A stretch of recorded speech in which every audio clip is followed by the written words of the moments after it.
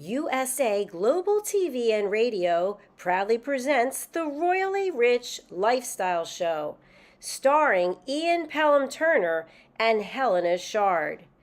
Brought to you in part by the British School of Excellence, Investors in People. This program is brought to you in part by the British School of Excellence and founder, Mr. Philip Sykes, building confidence, changing lives. Do you share our view that etiquette is a set of modern life skills that are essential for personal and professional success? Join us as an etiquette coach and change people's lives through the power of etiquette and manners.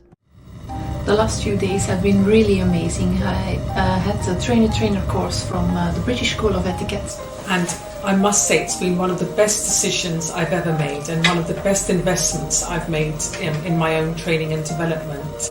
Now, words alone will not describe the transformation and the positive path that I have traveled with the British School of Etiquette. I learned a lot from the lessons this time I came. The last few days with the British School of Etiquette have been fantastic. And what I've learned now is really beyond my expectations. This is the most rewarding experience and the best investment I have made this year. It was just great. I learned so much, and when I go back to Belgium I will incorporate a lot of it into my day-to-day life and business. It's been absolutely wonderful for the whole week that we were here. I feel transformed, and I feel like blowing a trumpet and tell people, come and do this school, this class is the best, this is the best school ever. You should take it.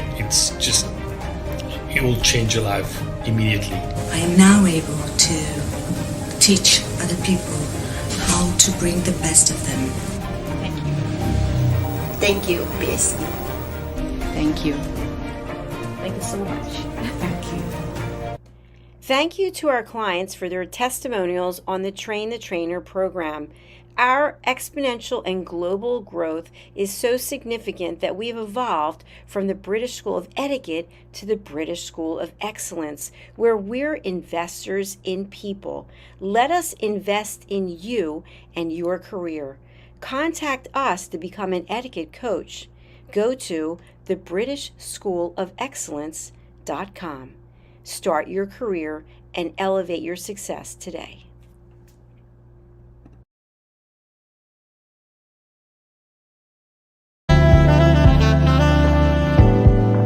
Welcome to USA Global TV and Radio, where our mission is to provide education, entertainment, hope, and inspiration.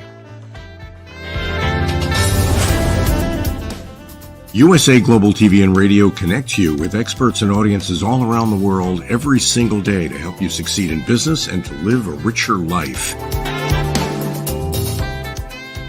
Visit us at usaglobaltv.com to learn about career and life-changing training and mentoring programs like the Listening Mentor. Subscribe to our newsletter to stay informed about our special programs and offers. Discover how you can become a guest on one of our shows or a host or producer of a USA Global TV and Radio show of your very own. That's USA Global TV and Radio, where the doctor is always in.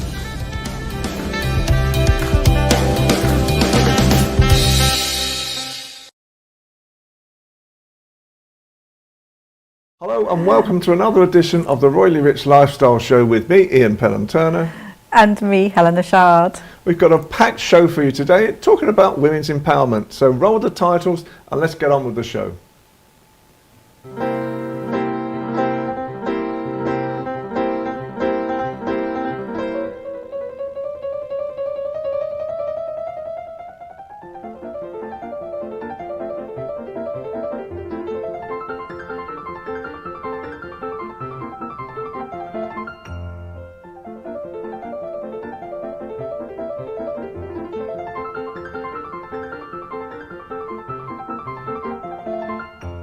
Well, we've got some great news today, some great royal news today. So, Helena, what's been happening? We have lots of different news, but I think to begin with, happy Armed Forces Day for tomorrow. I think it's really important that we recognise the military personnel. You know, thank you to all their hard work and sacrifice. And it makes me think of Trooping the Colour as well, you know, with King Charles and the troops and everyone really thanking each other really for service, which is really, really important.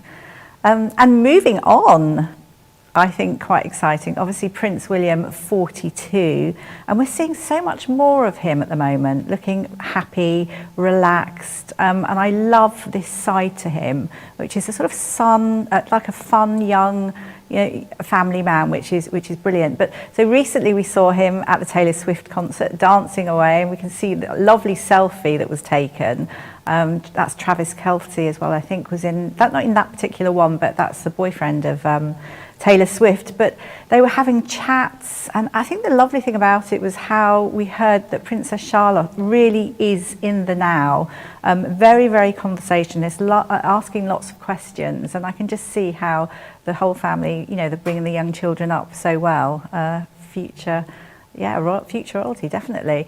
So that's really very good. And Prince William, again, he's been racing around, but recently we saw him banging his drum. It's to do with the Earthshot Prize innovation, and this is to do with Climate Action Week, which we're in at the moment, and that's about delivering net zero and a resilient UK.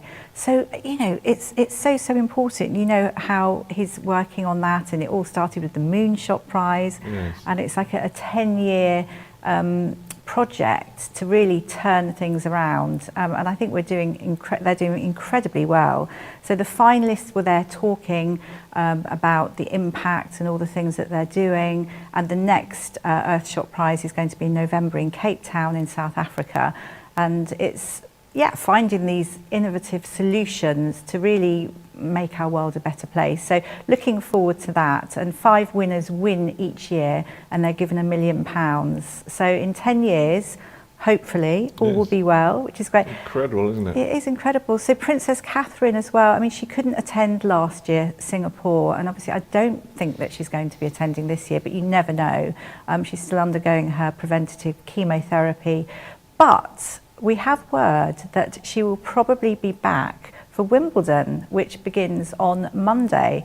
Now, it's definitely something that you imagine that she'd want to be part of, and she will definitely light up the royal box. And it's something, because obviously it's sporty, she loves it, it's fun. And it's great just to see her looking glamorous, but she looks just as great, doesn't she, when she just throws on her tracksuit and she's running around. And again, how empowering to women. So we really look forward to seeing her. Fingers crossed she's well enough. And also to remember her racing around the track, you know, racing around playing tennis with Roger Federer. Yes. So really very good. And we've heard, I don't know if all our viewers know what's happened to Princess Anne, so she's struggling to remember lots of things. And this is to do with a minor incident that she had on her estate, at Gapcombe Park estate, where I think she was possibly kicked by a horse or headbutted by a horse, something like that. She's just been released, so we're really thrilled, because as usual the media was talking about the royal family are falling to pieces, everyone's ill, but we knew that she would be bouncing back. So she's now at home.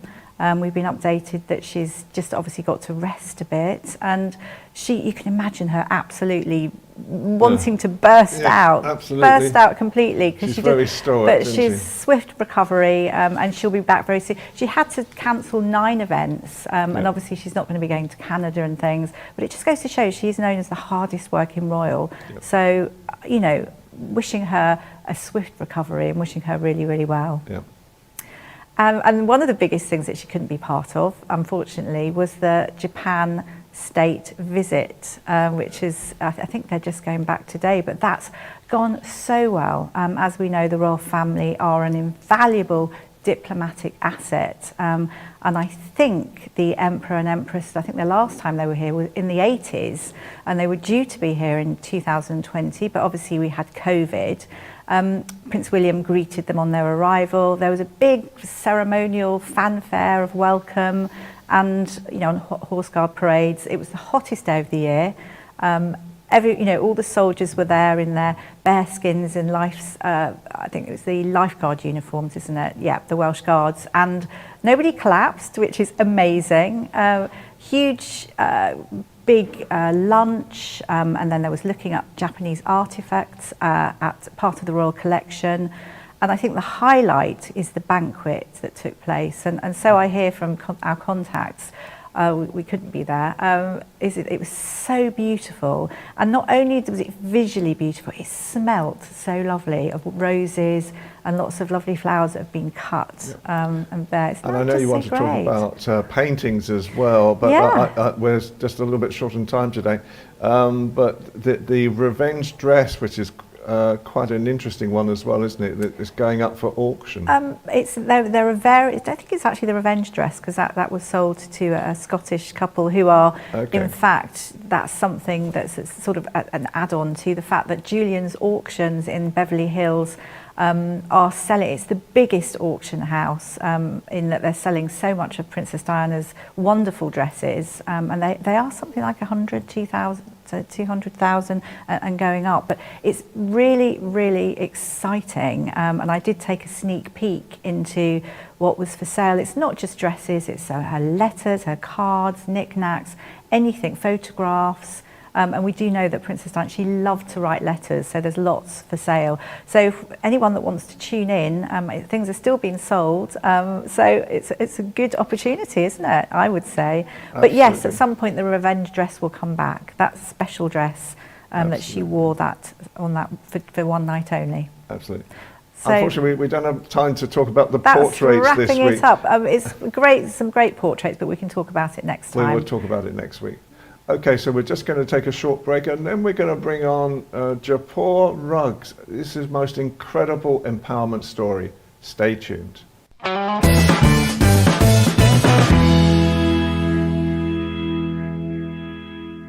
So now we have our main guest of the afternoon. Welcome to two gentlemen from Jaipur Rugs. They've got an incredible story to tell about how they've empowered 40,000 women in India to actually create these beautiful rugs that are now being brought to London. So I'd like to introduce you, Jess, and also MK. Good afternoon, everyone. Afternoon.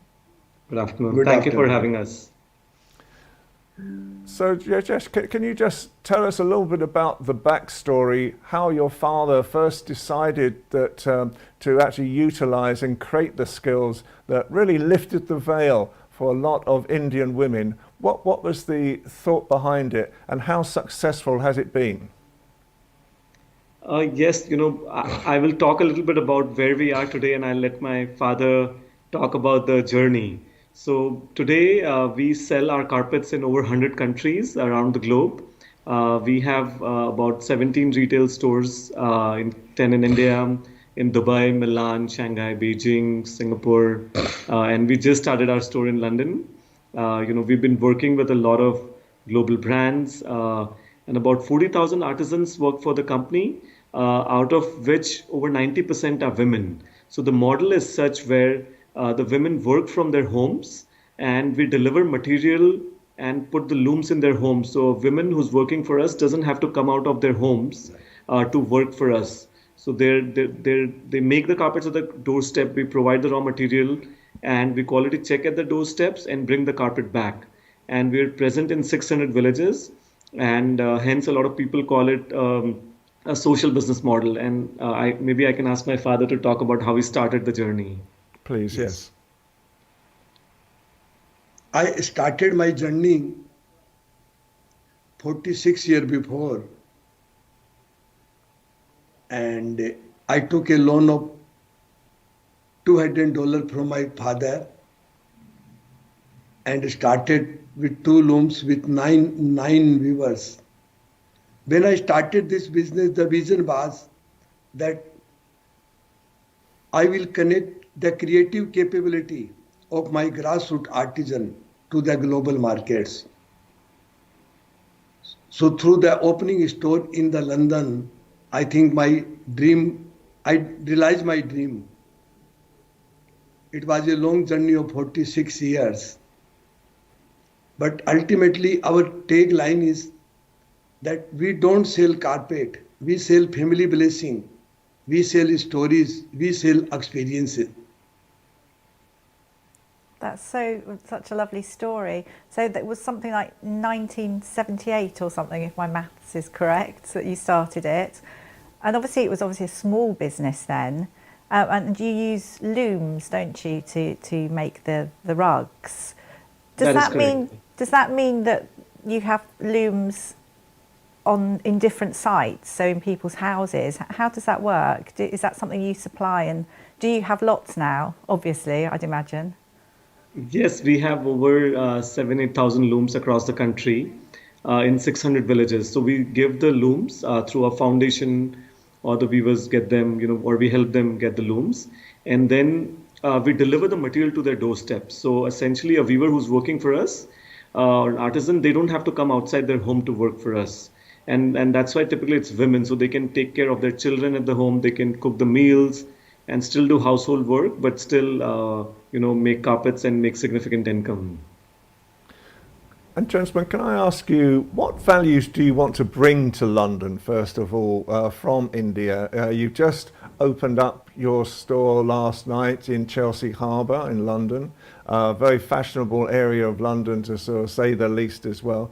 What are the values that you think that Asian rugs can actually bring to the capital? And who are the types of people who you would like to really talk to and show your valuable rugs in the first place? Yeah, that's a great question. I mean, I think most people don't know what goes on behind making a rug. My father always says that, there are a lot of middlemen in our industry. So most of the rug dealers, they have no idea who the weaver is who's making the carpets. The story and the journey of my father has been cutting all the middlemen. And he always says that his vision was to connect the emotions of the artisan with the consumer. And, that's what we're trying to do here. So we want people to make conscious choices of what they buy. We want to tell the story of who made it. We want to tell that there's so much labor of love that goes into making this product. I think over 90% of the households in London will be our customer. We do, carpets starting from, say, 1,000 pounds going all the way up to 100,000 pounds for one rug. So we do very fine, very high quality products, but we still do very entry level products also, I think talking specifically about a value, I think, we really want people to make choices which make a difference to the world rather than just buying a price. And I think already we see we've gotten so much love in London, and I hope that journey continues for us. And I would like to tell our business is all about art and culture, and especially London is the hub of art and culture. So here we want to create a community of the like-minded people and connect that community with the ground, with the grassroots artisan. So lift the veil. Obviously, it's about empowering women, and it's roughly 90% of women that you work with. Does that mean there's roughly 10% of men as well that are being empowered, or are they included in your stories? Yes, there are definitely men who work for us. A lot of them. What's amazing is that a lot of the men work with the wives at home. Together as a couple.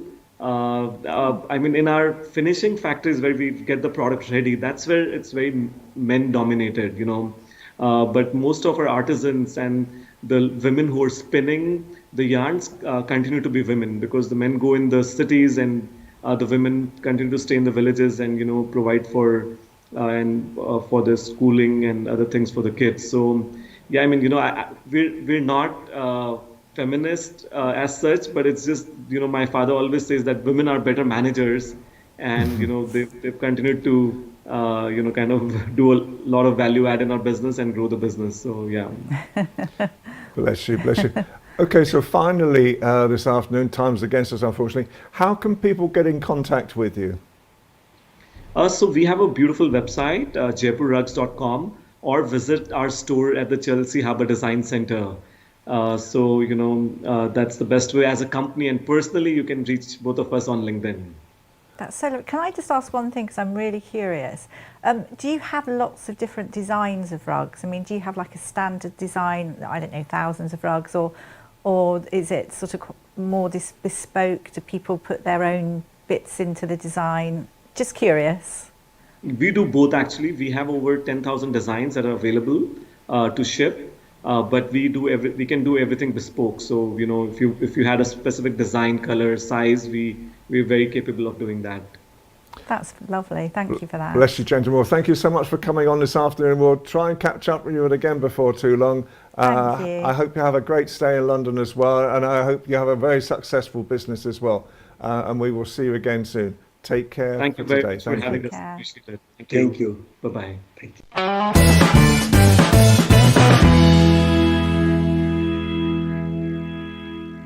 And now, as always, our faithful and great guest, Philip Sykes from the British School of Excellence. Welcome, Philip. Welcome. Hello, Helena and Ian. Lovely to see you. You both. Lovely to see you both. Welcome, and thank you for having me. Oh, you're welcome as always. Philip, we've just had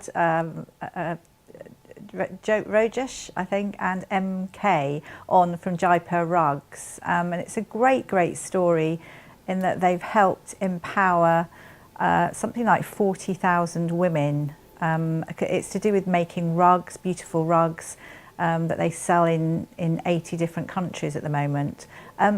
How do you, at the British School of Excellence, you are very good at empowering women, so it'd be great to hear your thoughts. Thank you. And I've heard and know of Jaipur Rugs. It's a phenomenal operation. And this is very much what I would imagine, add, let's call it some icing on the cake, so to speak, in giving people the opportunity to build their confidence through the importance of etiquette, manners, and building one's emotional intelligence.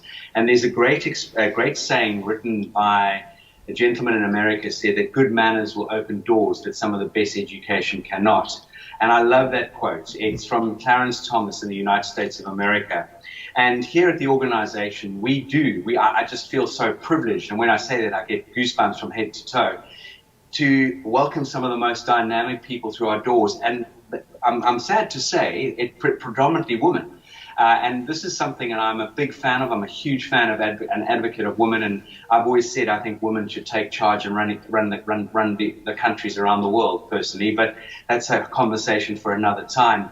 But recently we had 14 powerhouse women 2 weeks ago in our Train the Trainer, and I have to say that these are women who are going out there to go and help people very much in the same light as Jaipur Rugs has done in helping people with these quintessential, what people call soft skills, and I hate that term. The word hate is a strong word, but I hate that term. These are hardcore life skills, and these are skills that help us get through life in any given situation. So, Philip, can you give us just some of the golden rules of empowerment for women? Is there such a thing? Oh, definitely. Ian, that's great. Firstly, women and men, we're both needed in this world, so let's just face that. Secondly, I feel that women should not feel undermined or put down by any man on any level. I think women need to, and they are standing up for themselves, and I think through that, you do that through your emotions and your feeling. And again, stay very focused on your goals. Plan and set yourself goals and set yourself a vision and stick with that. Everything starts here in the mind. And it's all about mindset. And this is something that we are very proactive on, is, the school was never ever formed about, blah, blah, blah, etiquette and manners and a list of do's and don'ts. It was formed about the head and the heart connecting and about how we can build resilience, how we can build a vision and a focus for the future and for our lives. And through this, there's a wonderful quote that says, you teach a woman something and she will educate a village. And I truly believe that. I really want people to understand that it's something about the opposite sex, the fairer sex, Ian, as I would put it, that we need to understand the power behind them and what they take on board throughout their lives. I think men get away with murder. Thank you. Philip, how do you feel thoughtful dressing impacts feeling empowered? I think that's something one can do by educating oneself, and that we've all got access now, Helena and Ian, to the internet, and so many people waste their time going through social media and all that nonsense. It doesn't add any value to your life on any level. There are so many powerful, wonderful education platforms out there, YouTube being one of them, the TED Talks being one of them, and you can follow people like the British School of Excellence, Simon Sinek, and you will absolutely 100%, if you take action, you will absolutely be able to empower yourself to move forward. And Philip, you have classes all over the world nowadays. You're a global organisation in your own right. Do you find that you have to work with women in different ways in different countries according to their communities? Absolutely, Ian. Very much so. And this is, again, the brand name, the British School of Etiquette or the British School of Excellence, was never founded really on Britishness or British etiquette or anything like that. It was founded on how we engage and how we connect with people, and how we need to understand those rules of engagement. So it's a very poignant question, that, in the sense that everywhere we go in the world, whether we parts of the UK, parts of Europe, we've got to understand the cultural differences, and we've got to understand the norms of that particular society or that particular religion, that particular culture. And this is the gift that we impart on people, is understanding how to connect with people at all levels. Something slightly different that I was thinking, and here in the UK, I guess everywhere, how important do you think it is to have, you know, strong female role models to help empower? I'm actually coming really from the point of view of thinking about Princess Anne, who obviously is had her accident but is back at home, and also we've got the Princess of Wales with her cancer diagnosis. But you know, they're strong, powerful people. There's lots of other people as well. How important do you feel that is? Helena, we need more influential women, more than ever before.